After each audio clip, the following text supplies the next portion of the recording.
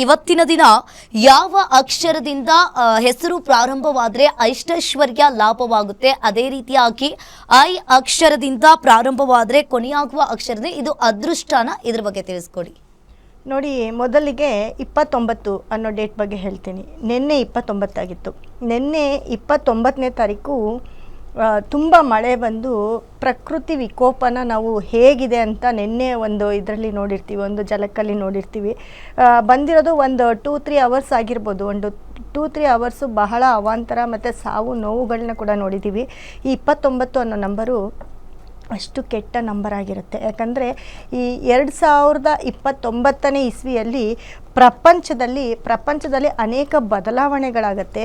ಪ್ರಪಂಚದಲ್ಲಿ ಬಹಳಷ್ಟು ಕಾನೂನು ಕ್ರಮಗಳು ಮತ್ತು ಬೇಡದೇ ಇರೋವಂಥ ಕಾನೂನು ಕ್ರಮಗಳು, ಯಾವುದಾದ್ರೂ ಬದಲಾವಣೆಗಳು ಜಾಸ್ತಿ ಆಗುತ್ತೆ. ಅಂದರೆ ಜೀವನ ಮಾಡೋದು ಜನರು ಬಹಳಷ್ಟು ಅಂದರೆ ನಾರ್ಮಲಾಗಿ ಜೀವನ ಮಾಡಿಸೋದು ತುಂಬ ಕಷ್ಟ ಆಗುತ್ತೆ. ಈ ಒಂದು ಜನ್ರೇಷನ್ನಲ್ಲೇ ತುಂಬ ಕಷ್ಟ ಆಗಿದೆ.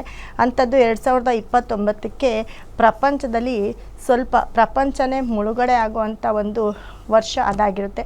ಹಾಗಾಗಿ ಯಾರೆಲ್ಲ 29ನೇ ತಾರೀಕು ಹುಟ್ಟಿರ್ತೀರ, ಅದೇ ರೀತಿ ಯಾವ 29ನೇ ಇಸ್ವಿ ಅಲ್ಲಿ ಏನಾದರೂ ನೀವು ಯೋಜನೆಗಳನ್ನ ಹಾಕ್ಕೊಂಡಿದ್ರೆ ತುಂಬ ಕೇರ್ಫುಲ್ಲಾಗಿರಬೇಕು. ಸೊ ಇದಕ್ಕೆ ಒಂದು ನಿದರ್ಶನ ನಿನ್ನೆ ಆಗಿರ್ತಕ್ಕಂಥ ಒಂದು ಮಳೆಯ ಒಂದು ಪ್ರವೇಶ ಆಗಿರುತ್ತೆ. ಸೊ ಹಾಗಾಗಿ 29 ಅನ್ನೋದು ಬಹಳಷ್ಟು ಮುಂದಿನ ಪೀಳಿಗೆಯಲ್ಲಿ ಆ ನಂಬರು ಸ್ವಲ್ಪ ಡೇಂಜರಸ್ ಆಗಿರುತ್ತೆ. 2029ಕ್ಕೆ ಪ್ರಪಂಚನೇ ಮುಳುಗಡೆ ಆಗ್ಬೋದು. ಬಹಳಷ್ಟು ದೇಶಗಳು ನಿರ್ನಾಮ ಆಗುವಂಥ ಒಂದು ಇದನ್ನು ನಾವು ನೋಡ್ತಾ ಹೋಗ್ತೀವಿ. ಸೊ ಇವತ್ತು ಹೆಸರುಗಳ ಬಗ್ಗೆ ಬಹಳಷ್ಟು ಮಾಹಿತಿಯನ್ನು ಕೊಡ್ತೇನೆ. ಹೆಸರು ಬಗ್ಗೆ ಹೇಳೋಕ್ಕೆ ಮುಂಚೆ ಹೇಳ್ತೀನಿ ನೋಡಿ, ನಿಮ್ಮಲ್ಲಿ ನಿಮ್ಮ ಹೆಸರು ಕೂಡ ವೈಬ್ರೇಷನು, ನಿಮ್ಮ ಕಂಪನಿ ಹೆಸರಾಗಿರ್ಬೋದು, ನಿಮ್ಮ ಹೆಸರಾಗಿರ್ಬೋದು, ಅಥವಾ ನೀವೇನಿವಾಗ ಹೆಸರು ಇಟ್ಕೊಂಡಿರ್ತೀರ ಅದು ಎಲ್ಲೋ ಒಂದು ಕಡೆ ನೆಗೆಟಿವ್ ಆಗಿರುತ್ತೆ.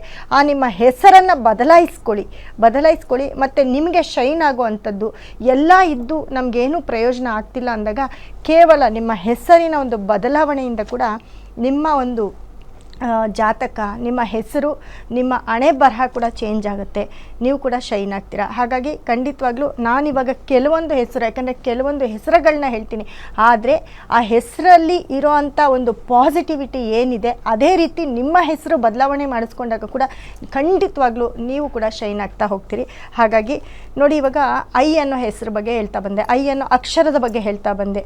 ಎಲ್ಲಿ ಐ ಅನ್ನೋ ಅಕ್ಷರ ನಮ್ಮ ಒಂದು ಹೆಸರಲ್ಲಿ, ನಮ್ಮ ಕಂಪನಿ ಹೆಸರಲ್ಲಾಗಿರ್ಬೋದು, ನಮ್ಮ ಹೆಸರಲ್ಲಾಗಿರ್ಬೋದು, ಅಥವಾ ನಮ್ಮ ಮನೆತನದ ಹೆಸರಲ್ಲಾಗಿರ್ಬೋದು, ಐ ಅನ್ನೋ ಅಕ್ಷರ ಎಲ್ಲೆಲ್ಲಿ ಬರುತ್ತೆ ಆ ಹೆಸರಲ್ಲಿ ಸ್ಟಾರ್ಟಿಂಗ್ ಆಗಿರ್ಬೋದು, ಮಧ್ಯದಲ್ಲಾಗಿರ್ಬೋದು, ಅದರಲ್ಲೂ ಎಂಡ್ ಕೊನೆಯಲ್ಲಿ ಐ ಅನ್ನೋ ಅಕ್ಷರ ಎಂಡ್ ಆದರೆ ಸಿಕ್ಕಾಪಟ್ಟೆ ಅದೃಷ್ಟ, ಸಿಕ್ಕಾಪಟ್ಟೆ ಪಾಸಿಟಿವ್.